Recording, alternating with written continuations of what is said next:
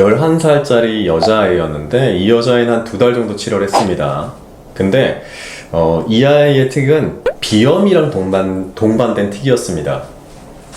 그러니까 틱 자체로만 나타나는 경우도 물론 많지만 이 호흡기 질환과 병행이 되는, 그러니까 같이 나타나는 경우가 굉장히 많아요. 그래서 대표적인 게 이제 목을 흐문거린다든지 아니면 코를 킁킁거린다든지 재채기에 헛기침을 자주 한다든지 이런 호흡기 질환과 이제 딱 결합돼서 같이 나타나는 경우도 상당히 많은데 이 아이가 딱 그런 전형적인 상태였습니다.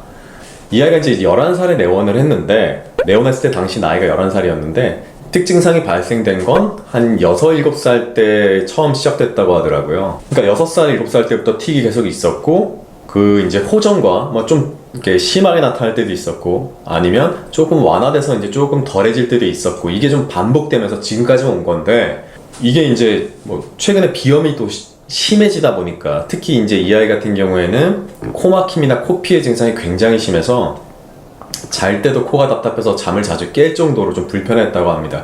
그러다 보니까 이 비염도 치료할 겸 그리고 틱 증상도 같이 치료할 겸 이제 내원을 하셨던 거예요. 근데 이 아이의 이제 주된 틱 증상은 뭐였냐면 목을 흐문거리는 거, 그 다음에 이렇게 헛기침하는 것들, 이런 증상들이 이 아이의 이제 주된 증상이었습니다. 자, 그러면 이렇게 비염 증상이 이제 틱이랑 같이 있는 아이들은 어떤 걸 치료할지 결정을 해야 돼요. 그러니까 틱에 우선해서 치료를 할 건지, 아니면 비염만 치료해도 틱이 자연스럽게 좋아질 건지, 이제 이것들을 판단을 해야 되는데, 이 애의 이제 진맥을 해보니까 의외로 긴장도가 그리 높지가 않은 거예요.